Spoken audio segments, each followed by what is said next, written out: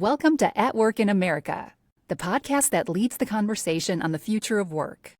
Proudly sponsored by Paychex and WorkHuman, we go beyond the headlines to uncover bold ideas, fresh perspectives, and the real stories of people shaping workplaces for the better. And now, here are your hosts, Steve Bose and Trish Steed, bringing you the insights and trends that will inspire what's next in the world of work.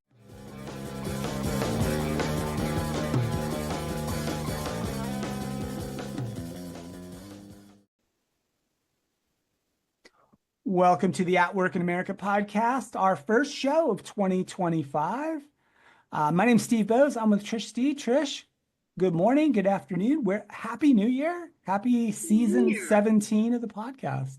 Can you believe it? Congratulations to you. You have been doing this. This is your 17th season. I think that's amazing. That's such a good accomplishment, Steve. Yeah, we're excited. Well, thank you. Of course, you've been a huge part of that as well. And yeah, thanks to everybody for listening. A lot of things, exciting stuff coming in 2025. We've got some behind the scenes stuff we've been working on very diligently over the holiday break, and hopefully everybody will see some of those results really, really soon. Make sure to subscribe wherever you get your podcasts and stay connected with us on the network. So we have to thank our friends at Paychex, of course, Trish. And just before we sort of promote what they're up to lately, we do want to mention real quick, as we record this, Paychex announced the intention to acquire Paycor, which is another HCM technology company in the space. Really big deal, huge deal actually, Paychex's largest acquisition to date, and really stands to both strengthen Paychex, but also grow and support maybe, tens of thousands of more organizations around this country. It's really big news and exciting news. Yeah, I think it's exciting news. And I always, when I see things like this, I sort of think about what if I were on the opposite end, right? What if I'm an employee at Paycor? What would my feelings be? And there's always uncertainty, right, with any sort of an acquisition. However, I can tell you, just like from our personal relationships with many people at Paychex, they're being acquired by a very thorough, deliberate, and very giving organization, right? Giving not only to their own customers, but to the wider community of organizations of that size. So I think it's going to be a really good move for Paycor, and I can't wait to learn more. Yeah, more on that to come. And when we get a chance, when he's able to talk about it, we'll maybe bring Tom Hammond back on to talk a little bit more about that news. So we will, of course, congratulate Paychex and Paycor and mention that we are sponsored by our friends at Paychex, one of the leading providers of HR, payroll, retirement, and insurance solutions for businesses of all sizes. Trish, here's a stat for you. 85% of businesses are expecting higher revenue this year, but many are still worried about economic uncertainty, talent shortages, rising costs. All that sounds familiar. Sounds familiar to me. That's why you need to check out the results of the 6th annual Priorities for Business Leaders survey from Paychex. Paychex surveyed companies just like yours to uncover the top challenges and strategies that will drive business success in 2025, from streamlining HR tasks to setting up employees for success and growth. So if you're curious, head to paychex.com/AWIA. That's paychex.com/AWIA to read the full report. Don't just guess in 2025, Trish. Know what to do. So thanks to Paychex. Congrats to them. And we have a great show today. We got caught up in the Paychex news. We are talking the real estate business today on the show with Tanya Reu-Narvaez from Anywhere Real Estate. Anywhere is a huge portfolio of brands that like Century 21, Coldwell Banker, and a bunch of others. Trish, there's something like 1.5 million real estate agents in this country, give or take, making it one of the most widely held jobs of any job. And we've never talked about that on this show before, to my knowledge. Not directly. And they sort of fall into that deskless workforce, even though many do have offices they can go to, but a majority of the day-to-day activities are done remote, right? Yeah. Pre-COVID and even more so since COVID. So yeah, it's a fascinating conversation. I think there's a lot of wonderful takeaways and suggestions you can get from the real estate industry in terms of regardless of what your industry is. And I think too, I was really surprised when I started digging into some of the statistics because it's such a big industry. Turnover is really high. Within the first 5 years of becoming an agent, I read that approximately 87% turnover. But that's why it was fascinating to get to have this conversation, because you can see that with a lot of very progressive people ideas, you can really make sure to keep your top performers. So Yeah. great All right. conversation. So catch our conversation with Tanya. Thanks for listening to the show. And let's welcome Tanya.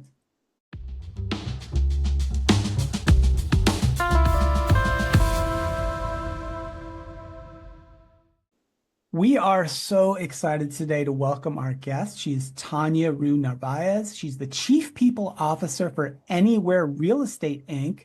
And we're going to talk about the future of work, what organizations can learn from real estate, which is, I think, fascinating. And in my research prior to the show, I looked at some numbers at the sheer number of people who work in real estate in this country. It's one of the most widely held jobs in America, and we've never actually talked about it much on this show, so it's about time we did.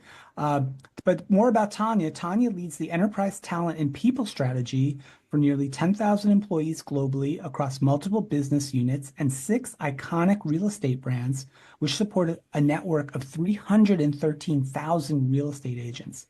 Tanya is committed to putting people first as the means to drive profit and performance. She advocates for transparency, inclusion, and integrity in support of the company's purpose to empower everyone's next move. Tanya, welcome to the show. Great to see you. How are you? Thank you for having me, Steve. I'm doing excellent. Happy New Year, everyone. Happy New Year is still is in order. And in fact, this is our first recording of the new year. So fantastic. It's great. I think a great way to start the year too, especially since, and it's my fault, I guess, for doing this show for 15 years and never really talking about this business at all, right? Considering it employs in one form or another so many people. So Tanya, maybe let's learn a little bit more about you, of course, and then I'd love to dig in just a little bit about Anywhere, because maybe that name may be not as familiar to people, but some of those iconic brands certainly are familiar to people. Certainly. So first, let me share, I'm happy that we're having the conversation and being the first to lead the discussion on the industry, because I love the industry first and foremost, but I truly believe that real estate touches so many facets of really driving the U.S. economy. And there aren't many industries that, touch communities and neighborhoods and are so hyper local. It's such an emotional transaction, if you will, but at the same time, it's the largest contributor to the GDP. So I have fallen in love with real estate over the past, I guess now 23 years being in, being with the company. You mentioned Anywhere. Yes, Anywhere is the name of our organization, but most are familiar with our global brands being Century 21, ERA, Coldwell Banker, Sotheby's International Realty, Corcoran, and Better Homes and Gardens. And we also have a relocation company called Cardis. We have a national title organization. And so we're really proud of our iconic, as you referred to, brands, and really being not just on every corner in the country, but around over 100 countries around the globe. Wow.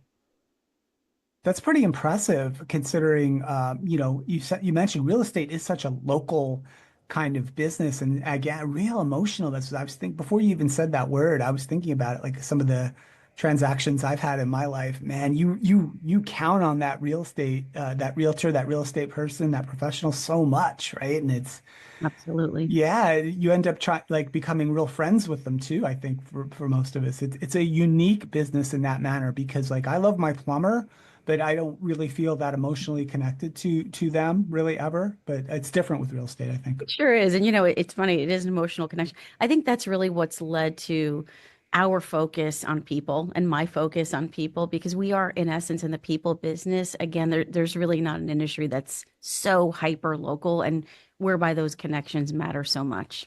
Yeah.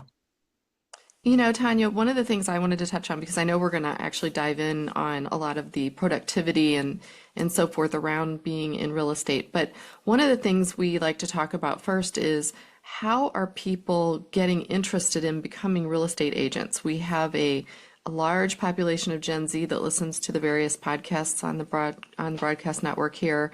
And that's one of the questions we get. What kind of individuals are you looking for to even get into real estate? Because, as Steve quoted, there are so many people working in this field. Well, I think first and foremost, you have to have a growth mindset.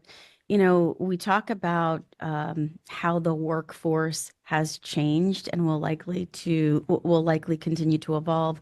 But if you think about it, real estate has offered the most flexible type of work environment, really in any industry. And so there's a lot to be said about, Gen Z entering and being excited about a career in real estate sales.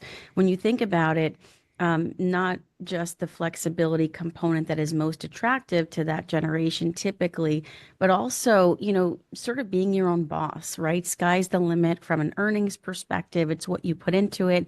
And a lot of what matters socially to different generations, again, in this case, Gen Z,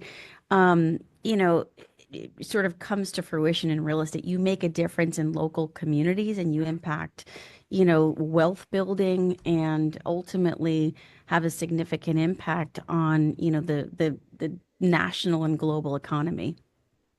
Yeah, I think those would be very attractive things. Do people coming into real estate, or maybe if you're, mid-career and you're thinking about making a change, what kind of skills do people need to have? Do they need to have a degree? Is this something that they can come into with different skills? What Yeah, I do you all think look for? the barriers of entry are relatively low, and I think that's also attractive, specifically if you want to make a change in your career, sort of mid-career. But you have to really be a people person. I think technology really matters today, probably more so than it did in the past in the real estate industry. Being able to understand market trends is also critically important. And, sales, at the end of the day, it is a sales job. And so building those relationships, having those close connections to people, being able to influence, but by leveraging, technology and things even today like Gen AI to be as productive as you can so that you can, be as successful as you so desire. Yeah. Yeah. But I think that's what's fascinating about the industry and makes it appealing for a certain type of person, right? Because it does very much seem like, unlike some other types of industries, like you can really sort of get out of it what you put into it, right? That level of effort could be really commensurate to your success, right? Now, of course, markets go up, markets go down, and some of that is out of your control individually, but it does seem like there's a lot of reward for your effort in this industry. For sure. And you do have to be self-motivated, right? I mean, these are independent contractors, right? So it 100% commission based. But I will say, especially going through not just the shifts that we saw through COVID, but even most recently with different industry changes that the industry experienced, this is the most resilient set of professionals that I've ever, worked Mhm. with.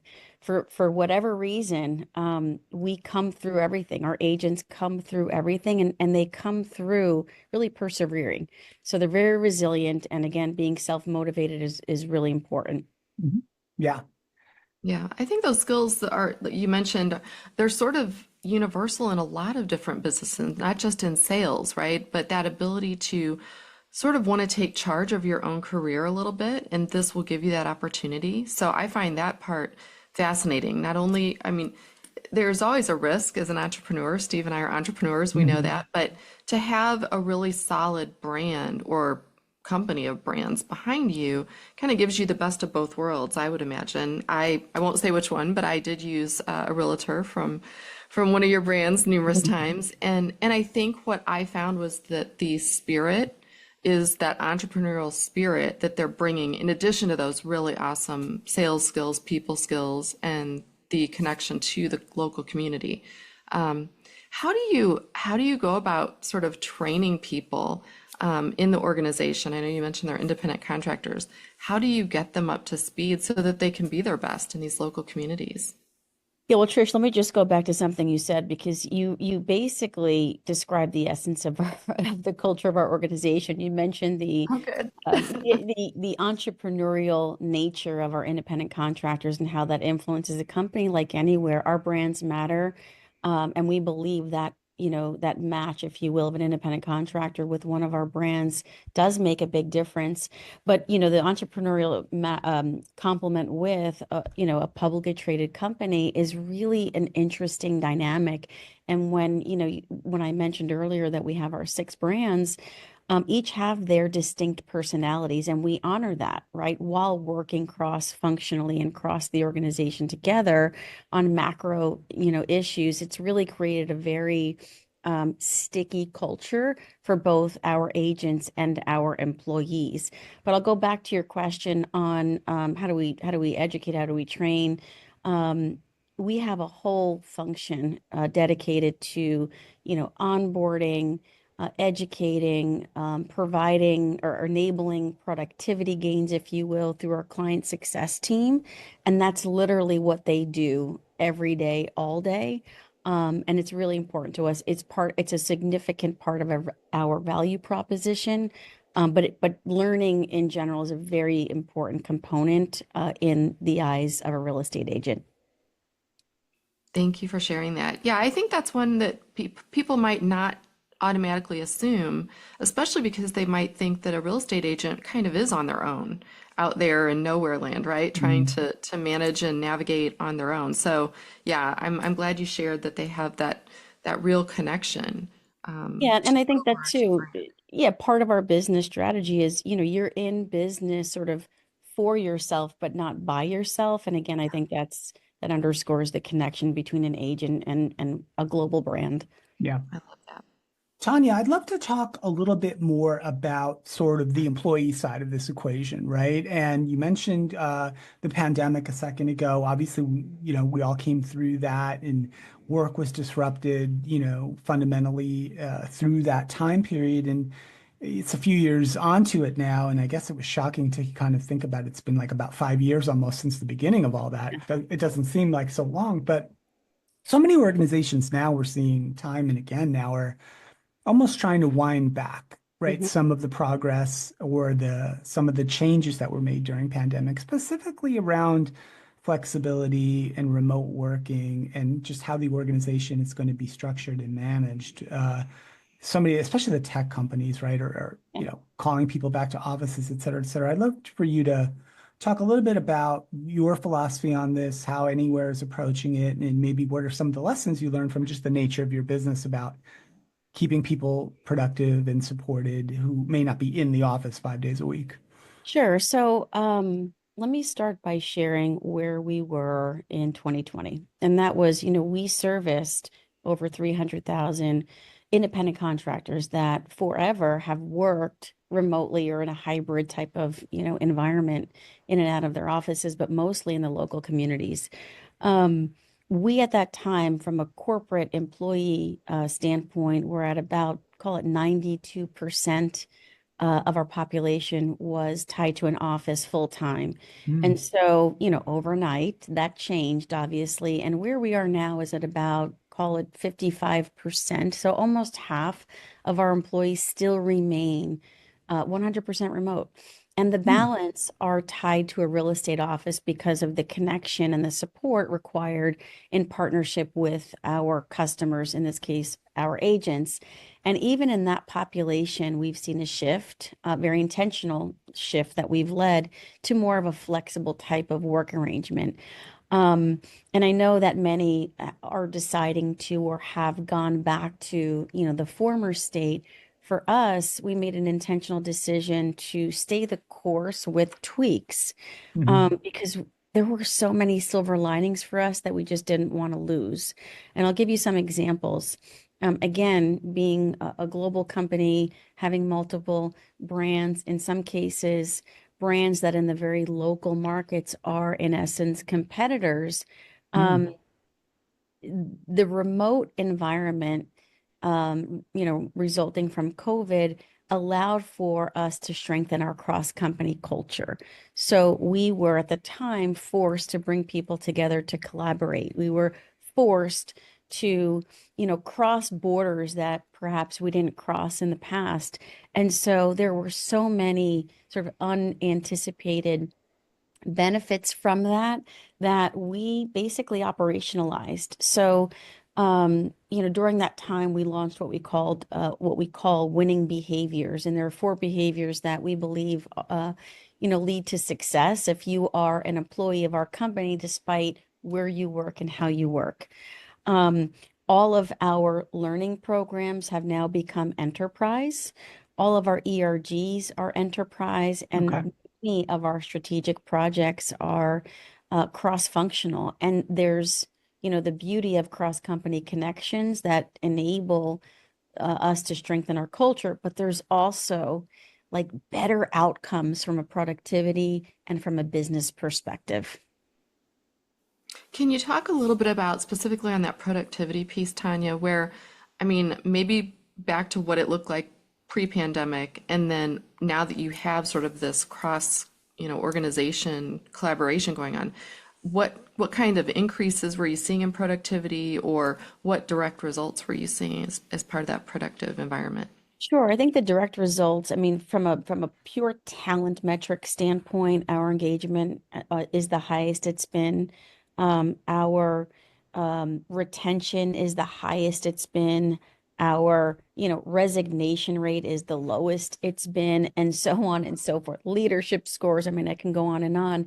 From a business perspective, we have our best people across the entire organization focused on our growth initiatives. And we're starting to, we've started to see over the past couple of years, just better outcomes, whether it's from a growth perspective, whether it's, how we get a product to market and whether the product's better or, quicker to market, again, just by leveraging the best talent across the organization in a remote environment.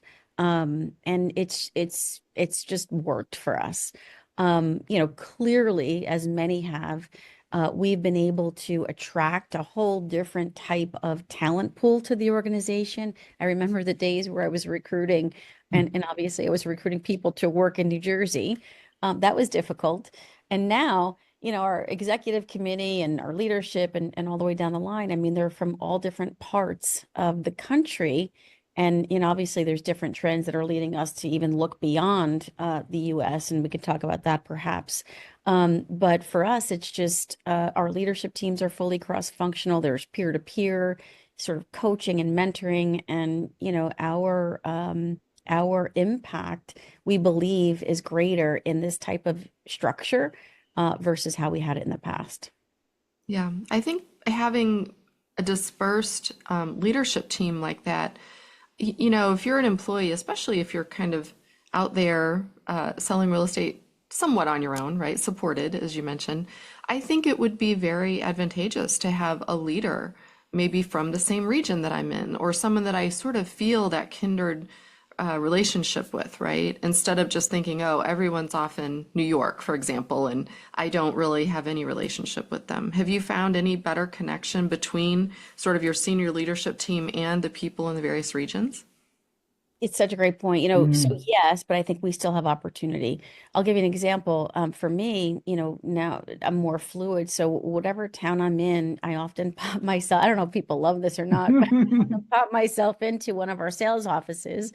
I did a couple of times over the summer in the Hamptons, and, just to connect with our staff there, with some of our agents. I make it more of a point now than ever if I'm in, a certain part of the country or a city, to reach out to whether it's local employees or our customers and get together, and it's a better experience. And to your point, there's better connections. Now, the opportunity going forward, now that we are, much more dispersed than we ever have been. For my team, I actually put a map of where we were a couple of years ago and where we are now, and it's like night and day. But I do think because we are, located now across the country, there are pockets where there are communities that could be brought together, different brands, local offices, agents, people from, our product and technology team, et cetera. For example, we have about 90 or so employees in the Atlanta area, like bringing those groups together to collaborate, to get to know one another, I think is an opportunity for us ahead, and certainly on our radar. I love that. Yeah, I do think it's, in generally speaking, right, it's a pretty decent idea that the organizational structure and its design principles and its operating principles kind of reflect the business that they're actually in and the customers that they're trying to serve, right? So now we're talking about a national brand, global brand, serving people literally everywhere. Right. Doesn't make any sense to have all the people making all the decisions, hunkered in one building in Chicago or wherever, right? It logically doesn't make sense. Now, maybe if you were building cars in a big factory outside of Chicago, maybe that makes sense. I don't know, but Right. yeah, If we were in the widget making business, that yeah. would make sense. But we're in the people business. So, going to where our customers are, our people are, I think makes a ton of sense. And, but with that said, there does have to be that intentional focus of bringing people together to collaborate. When important, we as an executive committee, by way of an example, we get together once a month in person for a week, and we try and bring others in during that time. We schedule different events around that time. And we try and focus sort of this saying, you know, the on-site is the new off-site. So there's a lot of planning that goes in when we bring our people in, even if Yeah. it's for like, a couple of hour meetings. So we try to have some fun with it. Mhm. I like Yeah. how you kind of flipped that idea because I think if I were an HR leader listening, to this today, I'd be wanting to sort of gravitate to maybe exploring that a little bit more. It's a good example too. I mean, to go back a moment, you said that you were going personally out to some of these offices and you didn't know if they loved it or not, but I would I would argue they probably do because again, it's putting not just your name, it's seeing your face, getting to know your personality, having that connection that you're then asking them to build with the clients they have. So to me, it's such a good way to see senior leadership kind of walking the talk, if you will. Because a lot of times I think that's where the barriers lie, right? It's when people are told to do one thing, but they're not feeling that same feeling. And it sounds like you all are kind of giving that feeling to all the various employees or contractors you're working with. Yes, you have to be approachable, and again, Yes. it sort of forces, executives and leaders to not be in this, ivory tower, right? Just to use that as an analogy and be out there where the business actually happens. Yeah. Yeah, I remember, Trish, a story that Don Robertson told me, who's recently retired. Good luck, Don. I'm sure you're still listening now that you're retired, but he was the CHRO of Northwestern Mutual Insurance Company, really big company. And he talked about when he got named CHRO there, and let's say they had 10,000 employees, it's some number like that. He took him 8 months, he said, but he got in front of every one of the 10,000 people, even if it was only for 30 minutes or something like that. But and he talked very, very intently and intentionally about how important that was. And it was all about connection, right? It was showing that you were listening to people, they could feel heard, that, like you said, Trish, seeing the face of a leader in that regard, especially for a company who I'm sure like Anywhere is really trying to be. Well, I saw Anywhere is a great place to work, officially great place to work 7 years in a row, right? That doesn't come by accident, right? It comes by really caring about people and connecting with people. And Tanya, you're nodding a little bit. I think, I think that resonates. The best leaders, we hear it again and again, are making time to build those connections.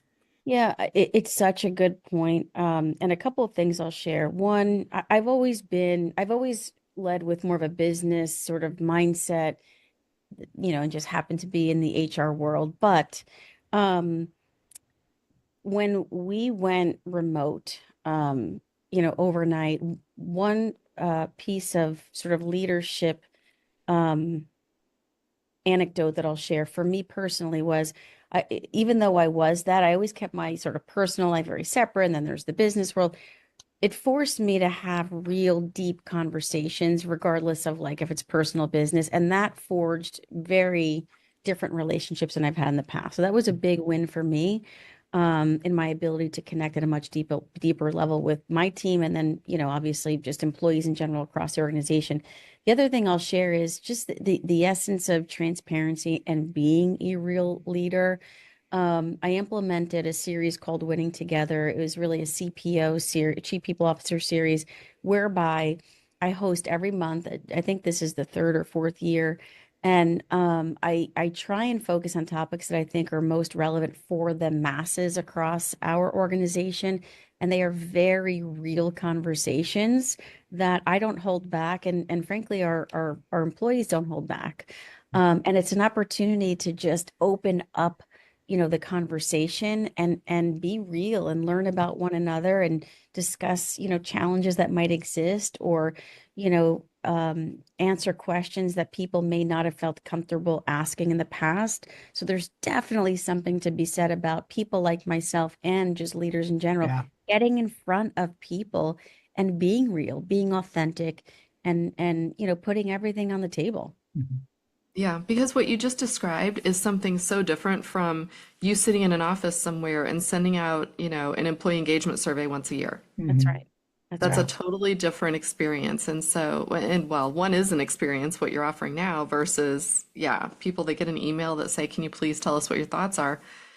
You know, it just doesn't seem to have the same value. It's not even in the same ballpark. So, well, congratulations on that. I think that alone, it's such, again, another creative idea where you're backing it up with your personal story and you're making it happen and for an extended period of time. So people, that trust grows with you then. If they see you're being real and open and honest, then like you said, they're opening up as well, which is, it's got to be a win, right? When it comes to more productive, more engaged employees and associates. I believe so.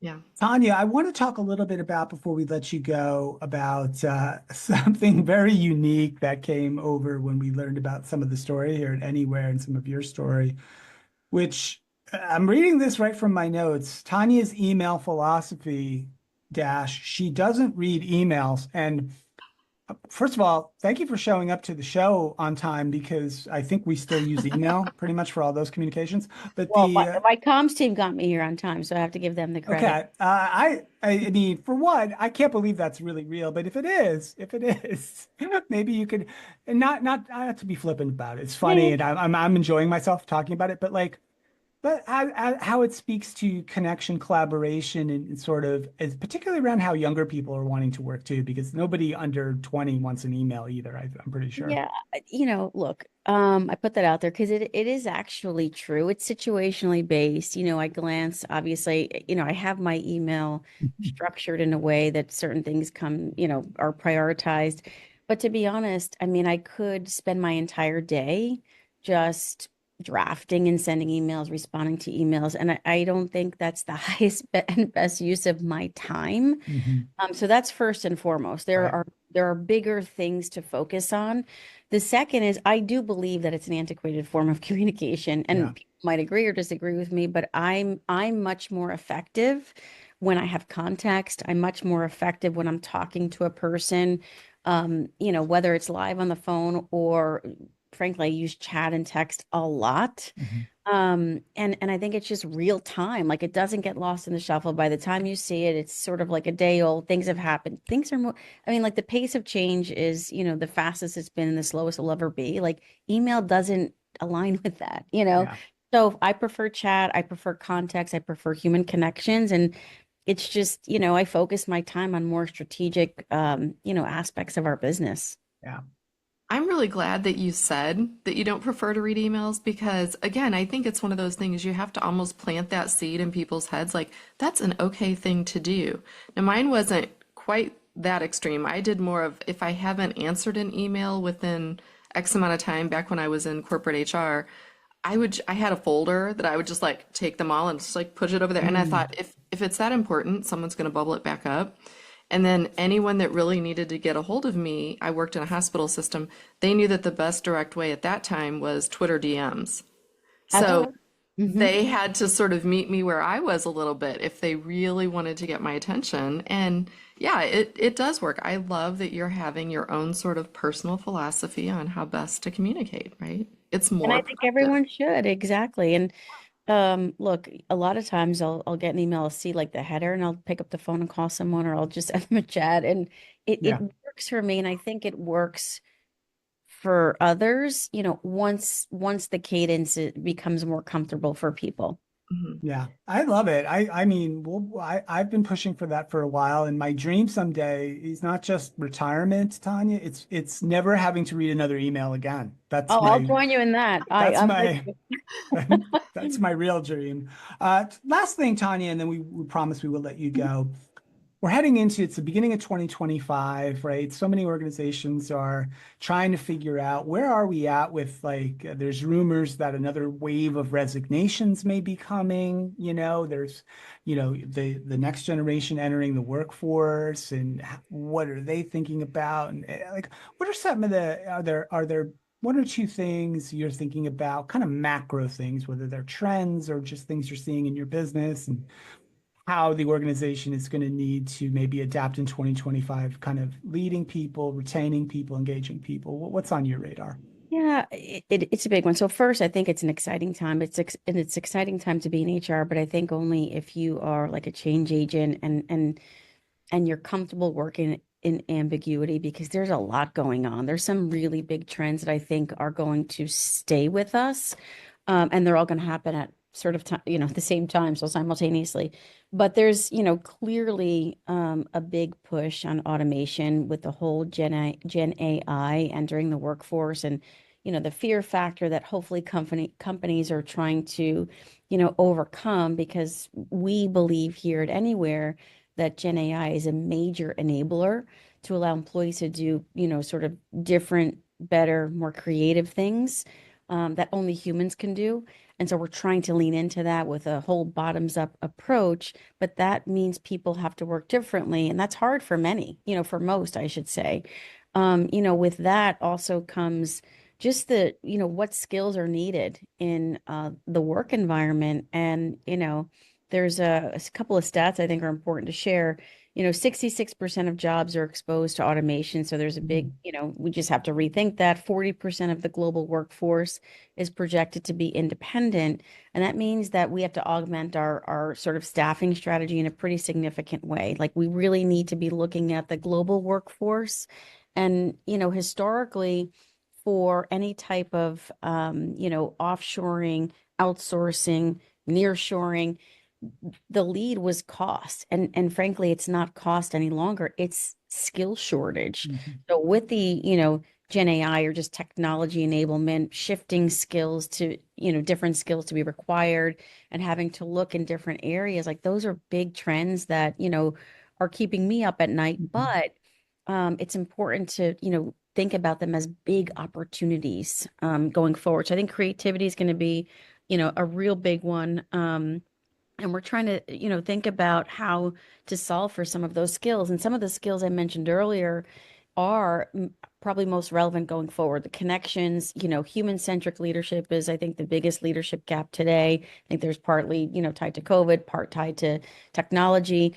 But, how do we solve for that? And again, even more difficult, arguably in a remote environment. So there's a lot that, we're thinking about, we're trying to lean into versus sort of avoid or be fearful of. And we're trying to really lead from the front when it comes to these in a very transparent way, at least with our organization.